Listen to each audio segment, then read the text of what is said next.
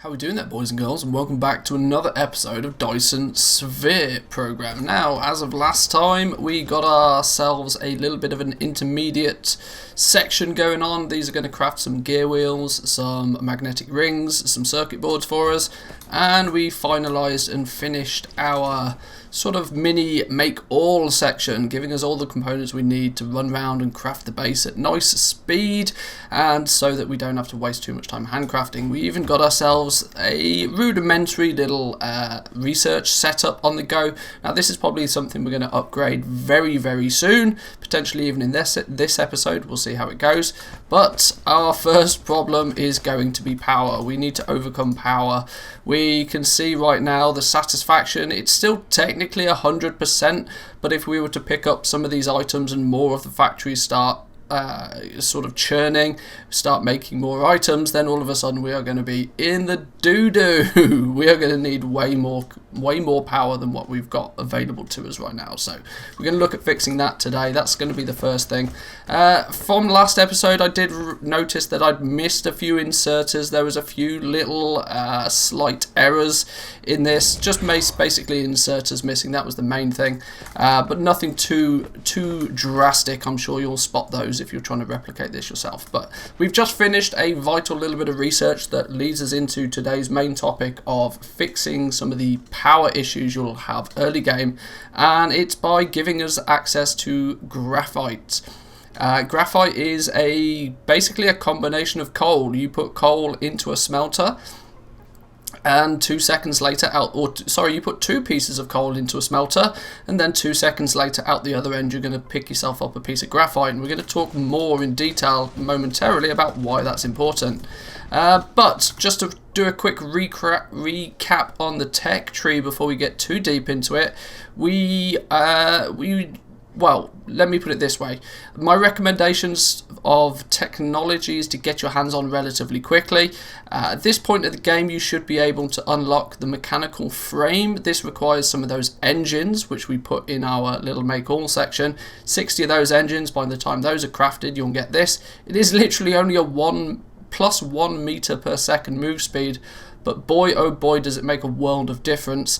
Additionally, with that unlocked, you'll also be able to get this, the drive engine, giving your mecha the ability to fly.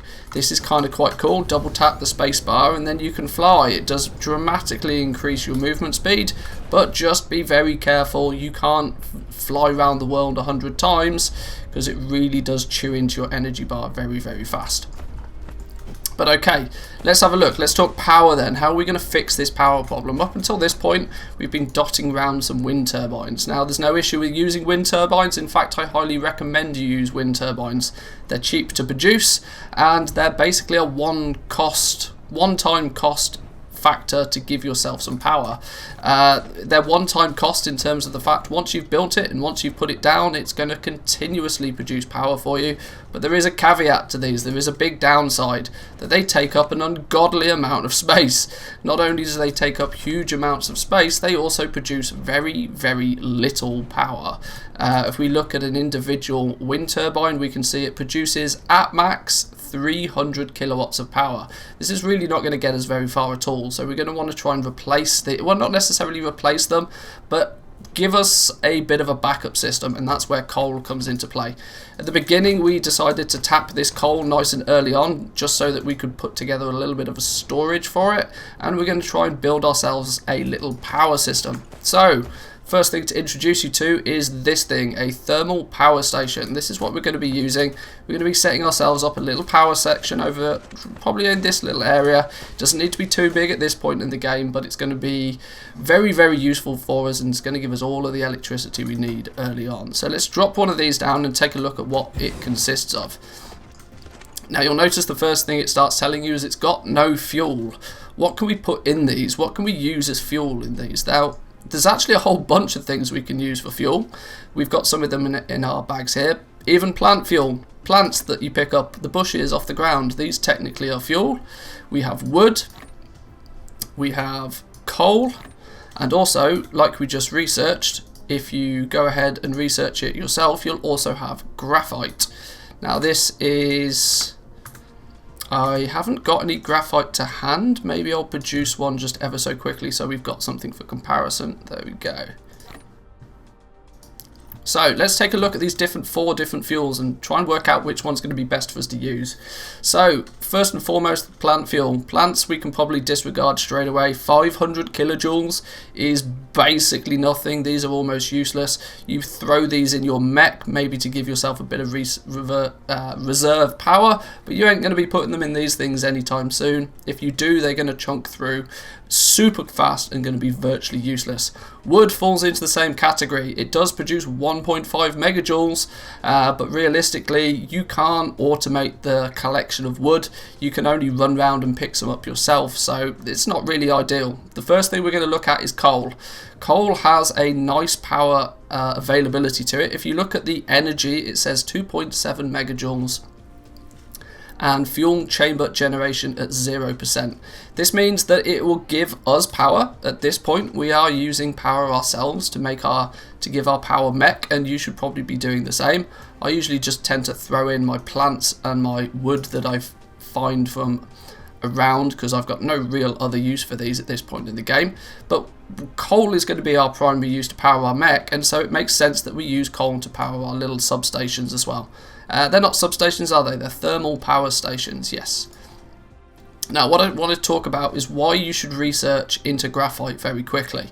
And if we look at the energy again on the coal, it takes 2.7...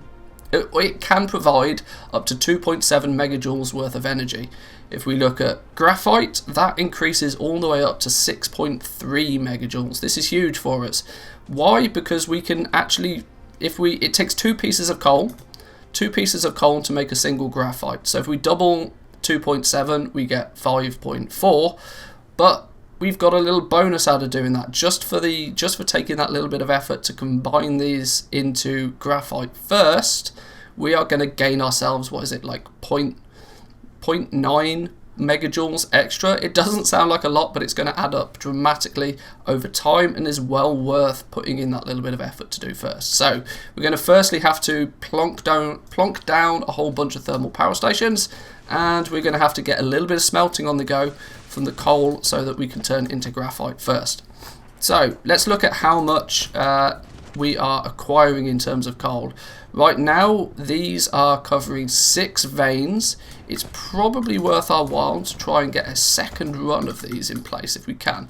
Can we squeeze another one in that's going to cover at least 6 veins? 1, 2, 3, 4, 5, 6, 7. 7 will do. We'll take 7. 6 is what I recommend as a minimum, because if you then have 2 that are both connected to 6, or if you can get a total of at least 12, these mine up half a resource per second. Now, a single transport belt has the ability to transfer 6 items a second, so this will then saturate this first initial transport belt, and it gives us a nice number to work from. 6 per second in terms of coal, assuming that these are up and running. Put the transport belt down, let's drop a power line. Let's try and make it look at least somewhat neat and tidy. Bit difficult to do at this point in the game, I know, but... Really? Did that not connect? Come on, little robots. There we go. Wonderful. So, this is now churning along, and we now have the resource here to generate 6 coal per second. So let's bring this into some smelters. We need two pieces of coal. If we take a look here, we need 2 pieces of coal, and it then takes 2 seconds to generate 1 graphite. So we need a similar setup as what we've had previously. We need at least 6 smelters on the go to get this up and running, to turn all of the coal that we need into graphite. So where's our coal coming out? The coal comes out this way somewhere. So let's go 1, 2, 3. We'll leave a gap for a power pole, and then 3 more. We've built this a few times now. You guys know what's going on when it comes to building a simple smelting setup. We're going to bring our coal across, and we'll have an output belt for our graphite that will run over in this sort of direction for now. Let's not forget our inserters. Our robots are still a little bit slow at this point of the game. I tend to be able to build much faster than my little robots at this point in the game, but your mileage may vary. Your production compound has reached a certain scale. Thanks, dude. Click the Statistics panel button at the bottom right corner of the screen to view statistics. It includes the output consumption of each item, electricity data, etc. Use these dynamic data can help you to manage your production base. It can. That statistics panel becomes quite useful right later in the game. It's not the most advantageous thing to dive into at this point, but it is helpful to at least be aware of it. Let's remember to put down some power poles, because nothing works without electricity, even the production of electricity, ironically. So let's change this recipe to graphite. Let's hit the copy button and let's paste that across all of these. So now we've got, now this in theory should be able to consume this entire belt of coal and switch it all into graphite. So let's move over. Now we've got a nice little belt of graphite on the go. Let's look at these. We are going to need a reasonable amount of these eventually, so we want to leave ourselves a little space. These can actually as well, an interesting thing to note about these is you can daisy chain them together. And by daisy chain I mean you'll see that you've got 3 inputs on one side and 2 out on the back. If we place one, let's make sure it's not going to be in the way of the coal ever. If we place one just here and we place another one directly behind it, it will go blue instantly. Give yourself 1 space. It's important to leave 1 space. And now let's put an inserter from this one straight in, take some graphite, bang it straight in. This is connecting to this power pole. If you're building these a little bit further apart, make sure you put some power poles down. But you can see this is now sucking up some graphite. It's spinning round, it's using the graphite, and it's kicking out 2.16 megawatts of power. If you remember from earlier in the episode, our capacity for, or our maximum potential energy was somewhere in the region of about 5 megawatts. Just these 2 on top has doubled all of the effort that we had to go to make all of these wind turbines. It's really a huge benefit to get all of these on the go. So with this chugging along nicely, but it's stacked up, you can see the supply of graphite is enough that it's actually stacked up all the way to 10. If we were to put a second inserter running from the first one to the second one, you'll see something interesting happen. You'll see that it starts sharing the resources. You can now see this is also getting its graphite as well. This is helpful because it means you don't have to be running your sort of power line, or should I say your transport belt full of fuel. You don't have to be spaghetting it and spidering it all over the place. You can just daisy chain a few of these. Now you can't daisy chain them in an unlimited fashion because of course they will only pass on the resource if they are full. When they're full, they'll pass it on. So at this point in the game, maybe 2, possibly 3 if you're lucky. Let's see how far we can get. I can't actually remember is the honest answer. So let's when it goes blue, leave 1. The reason I say when it goes blue, leave 1 and have it jumping over another gap is sometimes because of the curvature of the globe. Even when they look like you could fit an inserter in there, for some reason you can't. So I just err on the side of caution and give it a little bit more gap. So this one is up and running. This is stacked up nicely. This one is getting there. It's floating around 6, 7. I don't know if we're going to actually get much fuel being transferred into this one. We'll have to see. But now you can see our generation, or our potential energy, is going up nicely. Now what these will do is they will only consume the fuel at a rate into which it's needed. Now unfortunately in the game as it stands right now, there's no way to say that, well, prioritize wind turbines first. The power that's generated from these I want to be used first, and then have these as backup. So don't go too crazy with these as of yet, but you can easily, once you've got this in place, this will support a whole bunch of these, no problem whatsoever. And it should really mean at this point in the game your power is basically not an issue. If you ever need more, and if you notice your power starts to spike or to dip, you can just come along here quite easily, drop down another one of these, or even start a second row and bring your power across, and we are good. So there we go, boys and girls. There's our first initial little power setup. Not too complicated, pretty simple, pretty straightforward to get on board with, and can really push you into the mid game. What we're going to be doing next in terms of power, if you really want to start driving forward, you'll notice one of the next researches we can unlock is actually solar panels. These have become pretty popular between streamers and YouTube and content creators alike because you can do something pretty funky with these.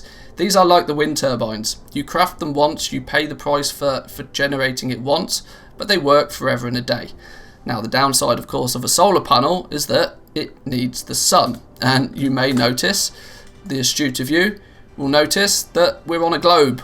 You only get the sun half the day, so you've got to be careful with solar panels. Early game, it's kind of very tempting to drive forward with these, but you've got to remember, they also don't produce much electricity. At maximum, they produce 360 kilowatts, but they're only going to operate for half the day. So what you also need to remember is that for the other half of the day, you need to have a solution in place to make sure that your factory is still up and running, because there's no point only being able to run your factory during the day.